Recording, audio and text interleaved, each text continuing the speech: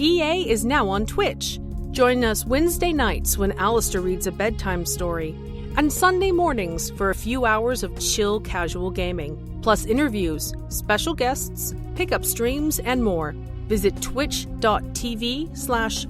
Podcasts and follow us to be notified when we go live, plus access VODs of past broadcasts.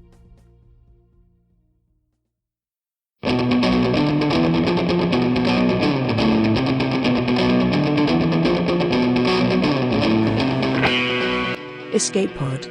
Episode 788. Flashback Friday. Broken.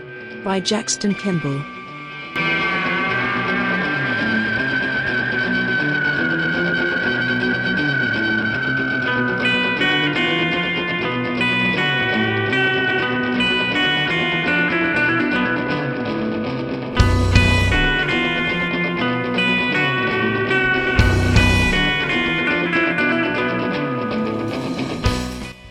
Hello, and welcome to Escape Pod, your weekly science fiction podcast. I'm Divya, your host for our latest Flashback episode. Our story this week is Broken by Jackson Kimball. It was first published on Escape Pod in November 2015. Jackson Kimball is a bubble of anxiety who wafted from Michigan to Florida shortly after having his wisdom teeth removed. He's still weirded out by the lack of basements. Luckily, his husband is the one in charge of decorating, thus their steampunk wedding. He has far too many 80s-era cartoon action figure franchises stored in his brain. His work has appeared previously as Jason or is forthcoming as Jackson in Cast of Wonders, Diabolical Plots, and It Gets Even Better, Stories of Queer Possibility. Your narrator is Escape Pod's former audio producer, Matt Weller. He's also a graphic designer, an amateur voice actor, an amateur father, and he narrates a growing catalog of books for ACX. Matt is the servant to a lovely family in eastern Pennsylvania.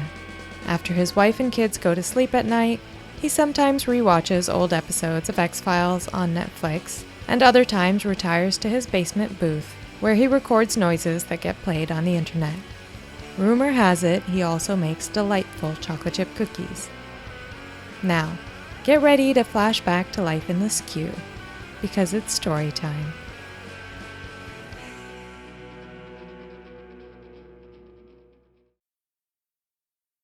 Broken by Jackson Kimball. My favorite part about skimming is that I'm not broken when I do it. It doesn't matter that I don't have levels or that I'm on or off, because that's how everything's supposed to be when you're in the hypernet, even if I'm not supposed to be in the hypernet. I'm only able to skim because Kaipo left my interface node on. That was the day he told me I could call him Kaipo instead of Dr. Singh. His eyes are different than mine, but that's not because of the skew, and even if it is, I wouldn't care, because they're pretty dark and they twinkle a little bit when he smiles. We had sex twice when he told me I could call him Kaipo if we're alone. Sex is almost as good as skimming, only it doesn't last as long, and sometimes I'm stinky afterwards, which I'm not a fan of. Sometimes Kaipo smells like pumpkin, which I'm totally a fan of. Overshare. Hi, Hetty, I say, rolling onto my side on the bed to look at her. I frown, which I know because the muscles at my jawbone ache a little when I frown. Did you hear all that? Hetty raises an eyebrow and purses her lips. Hetty's my big sister, like really big. 8.5 feet big. That's what the skew did to her, blew her up bigger than life, but I think it suits her. She's not as tough as she looks to most people, though. She's totally as tough as she looks to me right now. Sorry, I say, sitting up. Sometimes I get confused about outside and inside my head. That's what the skew did to me, broke my head. You can see that when I cut my hair or trim my beard, because the hairs change colors each time. Other people tell me it's silly, but I like it. I can never decide if I like red or blue or green or purple or yellow more. And this way, I get to have them all, and all's better than some. Hetty sighs. Don't worry, Sai, she says, because Sai's my name. You never have to apologize to me. She smiles, and the muscles in her cheeks tense up so I know I'm smiling too. She's a good big sister, Hetty, even if she's not real. Well, Hetty's real, but she's not real here. She used to be. The room felt even smaller and tighter back then because my interface node was turned off and no one would turn it back on. The world was only 4 walls, and they were right on top of me. The window didn't matter. It was just part of the wall, wasn't it? The door, now that mattered. Hetty came through the door. She left through the door. One of those times, she introduced me to Dr. Singh. That was before he let me call him Kaipo. Neuroelectrotherapy, I said after Kaipo did. It was just sounds. It means your node turns back on, Sai, Hetty said. She smiled. She has a good smile, too. Not the same way as Kaipo. It's not like that. The muscles in my cheeks ached a little. I've been looking over your files since I was assigned your case, and I think we can actually use our interactions through the node to remap some pathways. My node turns on, I said. For our sessions, anyway, Kaipo said. It was the first time I saw his smile. My ears tingled. He left us alone after Hetty signed some paperwork, and then she sat us down by my bed. Sai, I have to go away for a while, she said. Her voice was soft, like all her hair. Her hand was light on my shoulder, even though it could swallow mine. How long's a while? I asked. I'm good with time. It's a pattern. I'm very good with patterns. While isn't a good pattern. It isn't time. It's pretend, like a code loop that never finishes. I don't know, Hetty said, still soft. She hugged me to her, and I could hear her heart pounding. I remembered how mine slammed in my chest when I was trying to think of what I should say to Pointy Teeth and Bone Knuckles. Hetty always knew what to say. She let me go, kneeled in front of the bed, then wrapped her sprawling hands on my shoulders. Her round eyes were a little wet, but she smiled as she looked me in my eyes. It wasn't quite as pretty as usual. But Dr. Singh is going to take care of you, she told me. And once I've got things sorted out, I'm coming back for you. I bit my lip, not enough to hurt, which I sometimes do. But you have to stay here so I can find you, understand? I nodded. And then no more doctors or secrets, just you and me, I promise. I didn't talk. I hugged her. It's not always easy wrapping my arms around her, but I did it. I didn't squeeze too tight because Hetty's bones aren't as tough as normal-sized people. I held on until she hugged me back. Her hair fell around us and made the world go away. She smelled like ginger and cumin, which don't go together, except with Hetty they do. I listened to her heart pounding, to the little sniff she made. I held her with my arms, and then I let her go with my arms, and then she walked out the door. How about that doctor? The other Hetty said after the door clicked closed. That's when the other Hetty started, because I'm very good with patterns, and I only let Hetties go with my arms. He's cute, right? Hetty prodded, smiling. There's definitely potential there. The muscles in my cheeks ached again, but only a little. Kaipo has access to turn my interface node on and off because that's how we do neuroelectrotherapy. That's when I have to call him Dr. Singh. It's getting more tranquil here, Sai, he says with a smile while he joins me in the closed server where we do therapy. That's totally good, right? I ask. It totally is, he says with a little laugh. He smiles. I really like his smile. Right now it's simulated through the code, but the real one is nice too. He shows all his teeth, even the canines that are a little crooked. It's open, his smile. I'm totally a fan of that.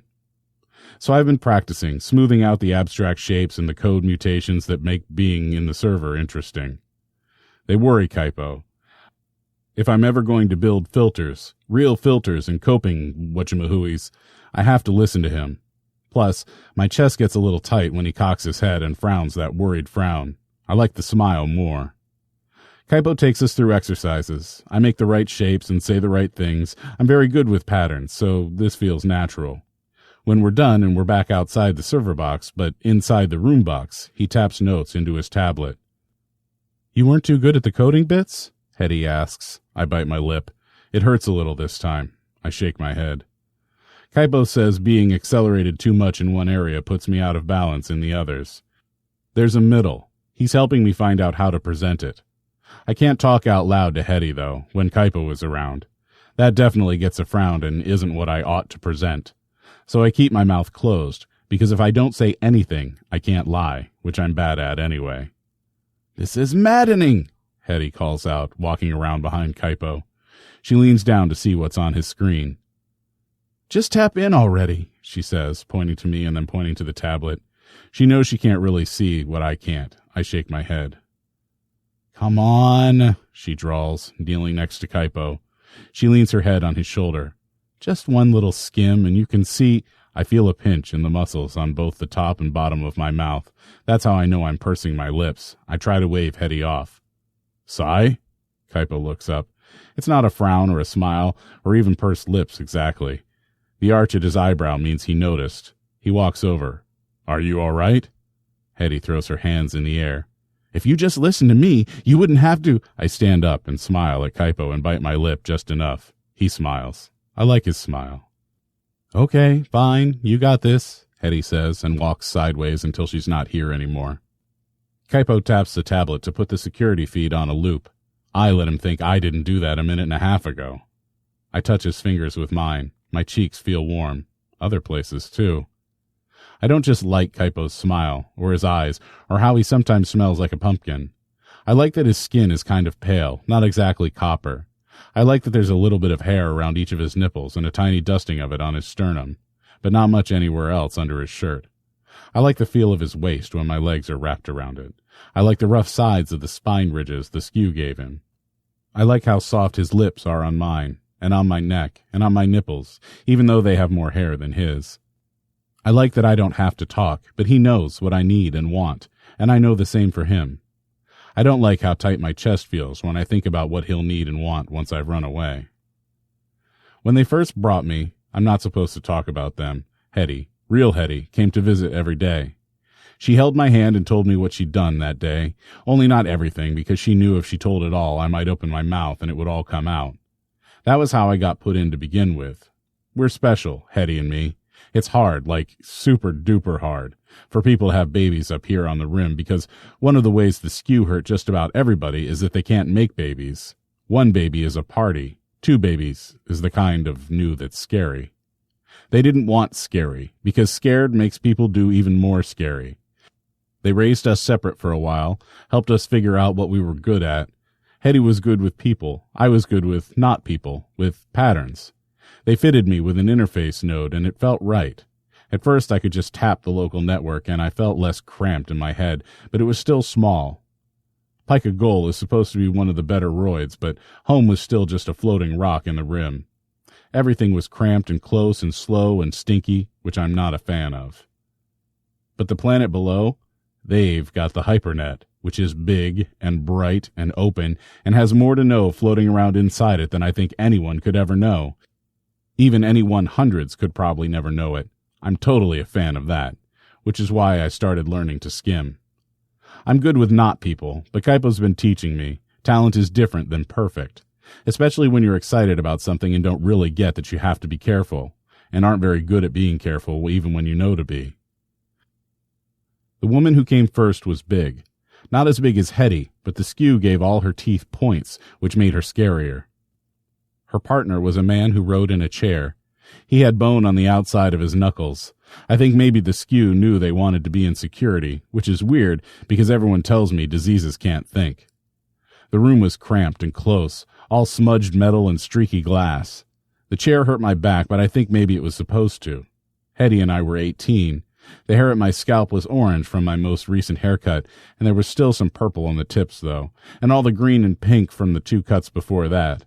It helped me feel a little brighter when I saw it in the smudged mirror, but then Bone Knuckles crunched his fist into the table, and Pointy Teeth leaned in and smiled. Her breath was stinky, which I am not a fan of. I don't think she liked the face I made when I smelled her and tried to turn away. She grabbed me by the cheeks and made me look right at her. So you're going to tell us who hooked you up with HyperNet access codes, then maybe we can see about making sure you don't have to do rehab time at a conversion station. That's the deal you want, kid, Bone Knuckles said, wheeling his chair around to my other side. I've been in the Atmosite plant. For a place that makes our air, it's damn hard to breathe inside. Scrawny thing like you, Pointy Teeth said. I figure you might not even make it through a term before you wind up too damaged for life after. She stood back up and moved over to the wall, leaning against it. That made me feel better because then I couldn't smell her breath. I thought about how bad it'd be if I had to work in the conversion station, where it would be stinkier than anything. I just asked nice, I told them, because that was the truth, and I thought that's what people wanted. Bone Knuckles wheeled his chair back again and laughed. You hear that, Sonia? He said. Ask nice, that's all." I had to ask a lot, I clarified, which was true. I knew it was called encryption, and I knew what I was doing with protocols and algorithms, but I knew that none of that made sense to most people the way it did to me. I was trying to make it easier for them to understand. They were still mad and confused, though. I wasn't good with people. Hetty was. That was all I was thinking when I said, "Maybe we can call my sister, and she can help me explain better, because Hetty's good with—" "Whoa," Pointy Teeth said. She looked to Bone Knuckles, and he wheeled closer again while she talked from the other side. They looked at each other, and I looked at them. They looked at me. "You have a sister?" Bone Knuckles said. I'd already remembered by then that I wasn't supposed to tell about having a sister, but it was too late. I wanted Hetty there more than ever. Hetty's really good at lying, but I'm no good at it at all. I'm either talking or I'm not talking. I didn't talk. They didn't like that. There was yelling and shaking, and Pointy Teeth threw a chair. Since I didn't talk, I still don't know how Hetty found me, but she did, and she smiled down at Pointy Teeth and Bone Knuckles. "Adopted," she said calmly. "Sai's my cousin, really, but his folks were in a horrible—" She sniffed and covered her eyes, and even I wanted to hug her and make her feel better for my parents who were dead, but who really she just invented on the spot. Bone Knuckles reached into a compartment on his chair and gave Hetty a handkerchief. She dabbed her eyes, then apologized. They said things about trouble and heartache, even though my chest didn't hurt. They promised to track down whoever sold me skim codes, who was me, but they were letting me go because Hetty and I walked out the door together. The next day they committed me. That was 3 years ago. "This is really the worst idea ever," Hetty says. People keep walking where I put her, so I move her around. It's much more crowded outside than I remember, and stinky. I'm not a fan of that. "Then we should go back," Hetty hisses, stooping down to try and pull me out of line for the jumper. "We can still go back." It took me a long time to get here. First, Dr. Singh had to become Kaipo, and even though I liked to smile and all the other things, I had to remember about the next piece. He had to leave my note on, and even that was a tiny step. I had to remember to be careful this time, had to remember talent wasn't skill, that if you go too fast, they catch you. Just fast enough. Find the pattern. Fall into it. I didn't want Pointy Teeth and Bone Knuckles to drag me away again 3 years later. When the orderlies thought I was sleeping, I skimmed. I started small because Kaipo taught me you always do. You have to pick up bricks to build a wall, to build a house, to build a city. When you skip the normal steps, people notice. First, I asked the internal net nicely if I could sit quiet in my little corner. I watched the bits and bobs moving around, made a map of my tiny piece of things while the code got used to me being there. The security systems are very territorial, which is good for a security system, but was bad for me. I squeezed myself small and made my edges soft. You have to let them know you aren't mean or angry, and won't try to make them let you places that belong to them. The security system hissed once or twice and sniffed me over a few times, but eventually it stopped looking at me. I was part of its territory, so it didn't need to guard against me. I could move around then and smile nice at the video feeds. Video feeds aren't like security systems. They want you to look, as long as security isn't nearby. The feeds were fans of mine because I didn't make them pick and choose. I let them show me everything, not just the fights and the screaming and the people when their clothes came off. The feed said the orderlies kept making them show just that last bit and ignoring empty halls, which made the hall feed sad and lonely. But I curled up with them and didn't yawn even once when they showed me the quiet between the night patrols. Once I learned the patterns, I had to talk to the lock timers. Locks aren't as picky as security, but they're stubborn. They slide into place and they fall dead asleep and they don't want to move until morning. They like their routine. They don't like to change. It makes them wobbly inside, which I am totally not a fan of, so I understand. I puzzled over that until I bopped myself for forgetting I wasn't starting small again. Little bits, little bobs. Each night I slipped just a little more into the timing algorithms for the locks.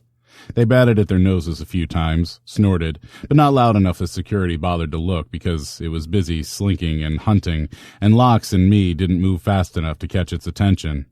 Once a lock half rolled over, and I had to hum it back to sleep because it wasn't quite time yet. I needed a place to go when I was outside. I couldn't stay on Pika Gol. I'm not sure if roids are the bricks or the houses, but I need a new one. I threw a jangly bit to distract the security system, then I skimmed out into Pika Gol's net to the jumper system to pick a route and a ship so that when the locks opened, I wouldn't have to wait any longer. I picked this jumper after I accessed it. It's going to a roid where they fix things, not people. I think that's a good place for me, so I nudged here and there, and when the locks woke up early while the orderlies were busy watching people with no clothes, I picked up my bag and walked through the crowds and the stink to the line because now I have a ticket lined up on my retinal scan. I lean down and don't blink at the flash. "We'll buzz in a little while," the jumper security guard says, strapping a little plastic bracelet to me. It fits almost like the ones at the hospital. He waves me on with his flipper hands. "Kaipo will get in a lot of trouble for this," Hetty says. "He really cares for you," she adds. I look her in the eye, and she cocks her head to the side. If she were real, I think she might cup my cheek in her hand. The muscles at my jawbone ache. "I think I was bad for Kaipo," I say. "Sigh, sweetie, that's not—" "I'm bad with people. For people." Hetty's lips thin, but she doesn't say anything. "Kaipo's a doctor. He wanted me to get better. I'm totally better now, you heard," I say. "He'll hurt, Sai," Hetty says. "It hurts when you leave people." "I know," I whisper, hanging my head. My eyes burn a little and it's hard to focus. "Then you should stay," Hetty says, kneeling down in front of me. She doesn't have real fingers, but my chin picks up when she puts her hand under it anyway. "If you leave, I won't know where to find you when I come back," Hetty says. "That's not true," I say. "You can't leave a trail," she says, standing in front of me, hands hovering near my shoulders because she can't touch them. Her eyes are wet. "If you did, they'd find you and put you somewhere else where they'd never let me into—" "Not that part," I say. My chest is tight. "You're never coming back." Hetty stands there, towering over me. I feel extra small right now. "Don't say that," she whispers. "I promised." "You lied," I say, walking around her, putting her at my back. I can't look at her, even if she's not really there. It's a long few minutes while I wait for them to buzz me. I try not to breathe too deep, then I finally hear her say it, soft, because I probably still don't want to hear it. "Yes." I sniffle, which is totally because the air's so dirty and stinky here. I am not a fan.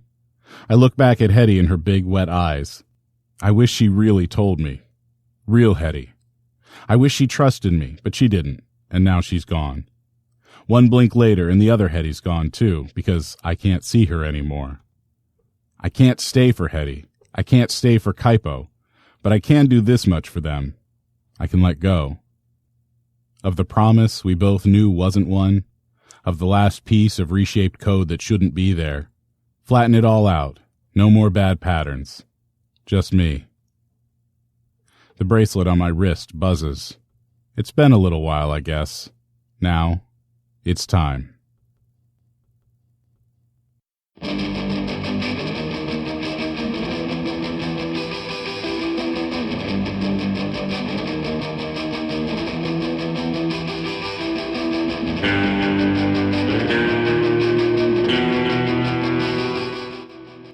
And we're back on Earth.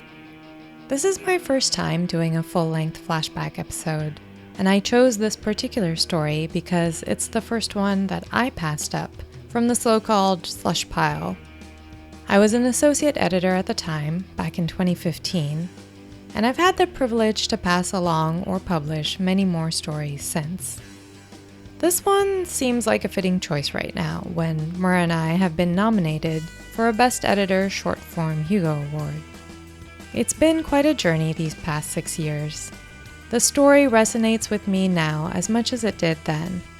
I still love the biotech ethos, the weirdness of the skew, the non-neurotypical way in which Sai interacts with the world. I've also enjoyed watching Jackson Kimball's career as an author grow in the intervening time. We published another Skew Universe story about a year ago, At Her Fingertips, about someone else searching for Hetty, and I encourage you to check it out. At its heart, Broken is a story about the slipperiness of the word normal.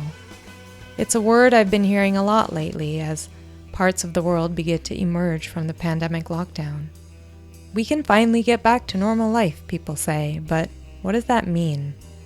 I don't think anyone has been unaffected by the events of the past year and a half. We can't go back to life as it was in 2019. For some of us, it's because of trauma due to COVID affecting us or our family or friends. For others, it's the way a year of distance learning has impacted their children's educations, or the fact that work-from-home employees aren't eager to go back to a full-time office job.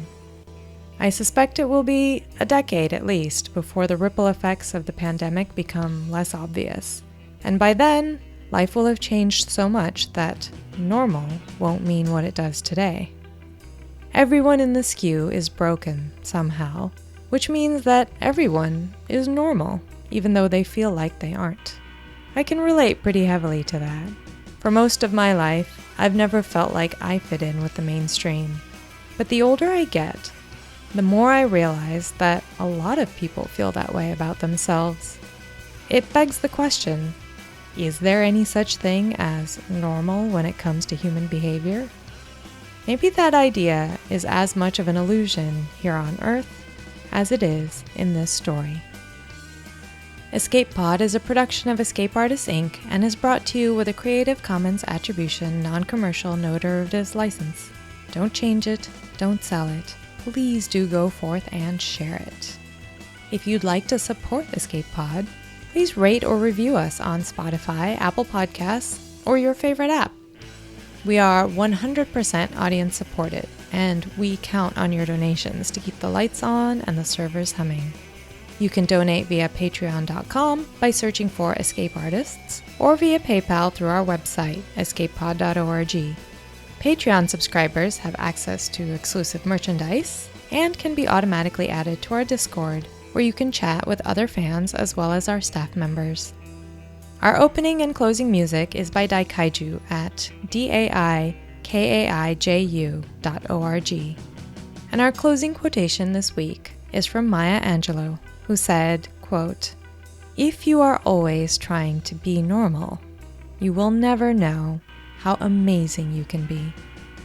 Thanks for joining us, and enjoy your adventures through time and space.